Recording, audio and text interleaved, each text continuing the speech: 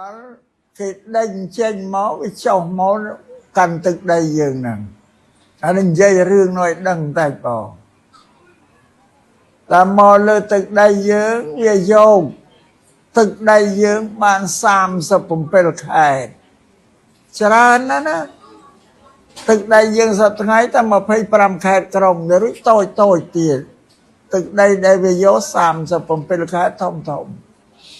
អត់ដូចយើងដឹងស្រាប់ហើយខ្មែរនៅកូរ៉េនៅ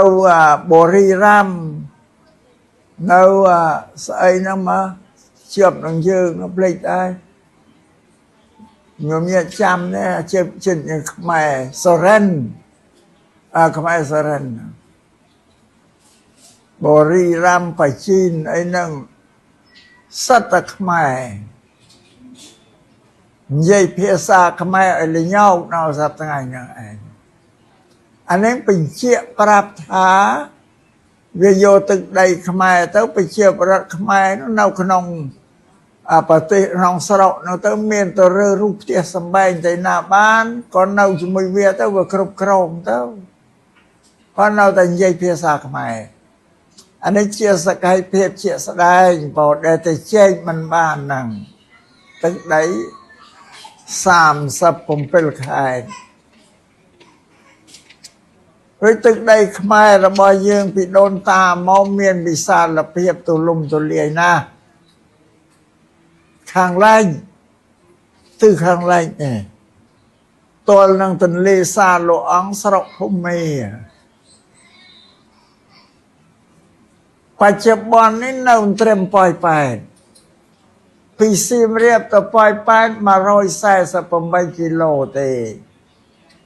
បើយើងធ្វើដំណើរតាមរថយន្តប្រហែលជាង2ម៉ោងបើកឡានហើយពីប៉ោយប៉ែតទៅទន្លេសាបលោកអង្គជិះយន្តហោះជាង2ម៉ោងយកគិតមើលមកយន្តហោះលឿនជាង2ម៉ោងរួចខាងឡែកហ្នឹងវាយកប្រទេសម៉ូនមួយបាត់ទៀតប្រទេសម៉ូនរាជធានីម៉ូនឈ្មោះទ្វារាវតីលេបម៉ូនបាត់យកម៉ូនក្នុងខ្មែរមកបូកគ្នាទៅកើតទឹកដីប្រទេសវាហ្នឹងនៅខាងជើងទល់ចិនព្រមទល់ខ្មែរយើងទល់ចិនពីមុនដល់ឡើងនៅត្រឹមភ្នំដងរែកពីភ្នំដងរែកទៅចិនជិះយន្តហោះជាង2ម៉ោងដែរយ៉ាងដែរដីទលំទលាយវាយកបានទៅជាទឹកដីរបស់វាហ្នឹងហើយវាមិនស្គប់ទេមានមហិច្ឆតាចង់លោបយកទឹកដីរបស់ពយើងនោះឲ្យអស់តែហ្មងអានេះបំណងចង់លេបឲ្យបាត់ខ្មែរតែហ្មងបើវាចេះតែរករឿងនឹងយើងហ្នឹងពីសង្គ្រាមពេលនេះគឺសៀមវាបង្កើតព្រោះវាវាតព្រំដែនមកចូលមកហ្នឹងបងនេះសូមឲ្យញោមញាតិទាំងឡាយនៅជ្រាបហើយទឹកដីដែលវាយកទៅយូរណាស់ហើយយើងទាំងអស់គ្នាក៏មិនបានទៅព្យាយាមទៀមទាយមអីទេនេះគេទៀមទាមិនបាននេះហួសពេលហួសវេលាទៅហើយសារតែទឹកដីដែលនៅសប្តាហ៍ថ្ងៃនេះឲ្យតែគង់វង្សមកមិនចង់គង់ទេគេណាវានៅតែរុករៀនកង្គៀនចូលមកទៀតហ្នឹងហើយនៅខាងទិសខាងឡែកនេះទល់នឹងម៉ាឡាយូកោះសមុទ្រសងៃខាងម៉ាឡេស៊ីម៉ាឡាយូនោះមិនដែលមានរឿងអីយើងទេមានមេត្រីភាពសម្ព័ន្ធភាពអតិតងគ្នាទៅវិញទៅមក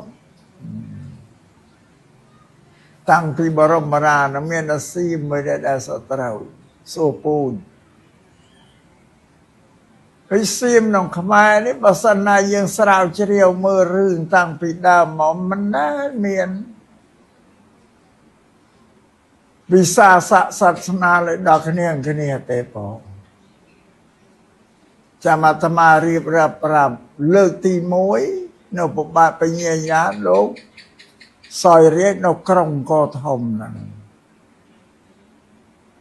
ពេលពីកោធំយើងទៅបង្កក់ទៅ400 គីឡូទេ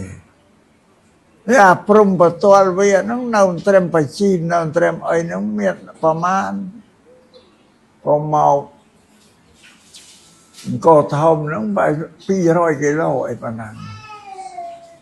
ហើយវាលើកទ័ពមកវាយធំ3 ដងផ្ទួនគ្នាប្រជាពលរដ្ឋក៏ធ្វើស្រែធ្វើចម្ការអីមិនបានស៊ីមន្ត្រីរាជការធ្វើការងារអីមិនបានសិស្សអីក៏មិនបានរៀនបានសូត្រអីអញ្ចឹងទៅបាទបញ្ញាញាតលោកក៏នៅវាមិនបាន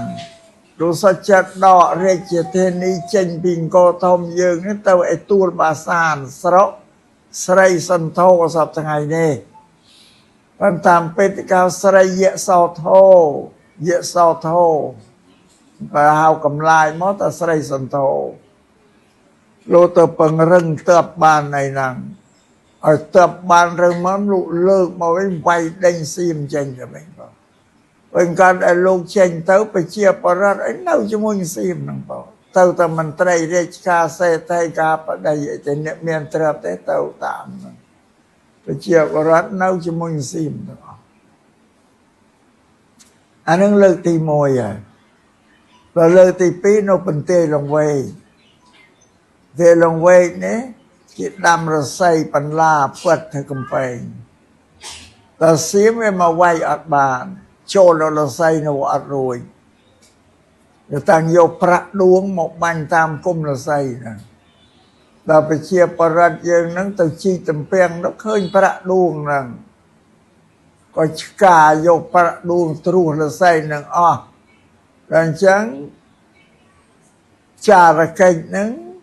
ផ្ដល់ព័ត៌មានទៅថាឥឡូវខ្មែរទ្រុះអស់ហើយរស័យហ្នឹងក៏ស្ដេចនរេសួនសៀមនោះឲ្យលើកទ័ពមកវាយក៏ធ្លាយលង្វែកអស់ទៀតអានេះទី2ធ្លាយលង្វែកអស់ទៅស្ដេចដែលលោកគ្រប់គ្រងរាជនឹងលោកភៀសខ្លួនទៅស្រុកលាវតែសៀមវាបំភ្លៃប្រវត្តិសាស្ត្រនៅថាវាអាកស្ដេចខ្មែរនេះយកឈាមមកលាងជើងវាហើយវាតែងជារឿងភាពយន្តផ្សាយឲ្យប្រជារដ្ឋមើលតែសប្តាហ៍យូរផ្សាយឲ្យមើលរឿងលង្វែកហ្នឹងហើយទី2ពេលដល់ទីគេចេះតែមានតែផ្ទួនបើវាមិនសូវធំថាដល់ធំនេះឆ្នាំ79តែយើងចេញពីខ្មែរក្រហមប៉ុលពតមកហ្នឹងដល់ប្រជាប្រដ្ឋខ្មែរហ្នឹងភៀសចេញទៅចូលស្រុកសៀមខ្លាមមានបងប្អូននៅបារាំងនៅអាមេរិកហ្នឹងថាទៅដើម្បីតាកតងបងប្អូននៅស្រុកបារាំងអាមេរិកដើម្បីឲ្យគេបានទៅរស់នៅជាមួយបងប្អូនទៅដល់នៅសៀមវាប្រមូលដាក់មកក្រុមពេលនោះអង្គការសហប្រជាជាតិអត់ទាន់បានមកជួយយើងទេក៏ប្រមូលដាក់មកក្រុមតែវាជាថាចាំវានឹងរកកន្លែងឲ្យនៅបានស្រួលយកវាថែរក្សាក៏បានគ្នាច្រើននៅហៅឡានមកដឹកមកចាក់ចោលភ្នំខ្មោចមិននៅរាប់ម៉ឺនណាពេលនោះស្លាប់មកលើកទៀតវាយកមកចាក់ចោលទៅជ្រោះហើយចាក់ឲ្យបាញ់កំភ្លើងរះពីលើខ្នងភ្នំមកណាត្រូវក្របស្លាប់ទៅអាណាមកិច្ចរួចរកក៏បតោងដើមឈើដើមព្រៃចំមកចាស់ប្រទេសចាស់អីងាប់អស់នេះរឿងទី3ហ្នឹងបើចុះមកដល់ដីខាងក្រោមនេះស្រេកទឹកព្រោះអត់ទឹកផើមានថ្លុកមានតាពាំងអីខ្មែរក្រហមវាដាក់មីនហ្នឹងជុំវិញទៅជន់មីននៅស្ដាប់អស់ទៅទៀតអាណាវាទុក្ខវេទនាហ្នឹងដល់រួចឲ្យនោះឆ្លាស់ដើរមកឆ្លាស់ក៏ទៅភ្នំពេញទៅខ្លះមិនទៅភ្នំពេញតស៊ូចេញមកម្ដងទៀតទៅឡែកពេលហ្នឹងសហប្រជាជាតិគេមកជួយបង្កើតចង្រុំទិញដីវាជួលដីវាឲ្យនៅហ្នឹង សហប្រជាជាតិគេជួលដីឲ្យនៅមិនឲ្យវាមិនឲ្យនៅទេជួលដីនៅគេធ្វើចង្រុំនងច័ន្ទចង្រុំស្អីខោដាងអីនោះឲ្យនៅ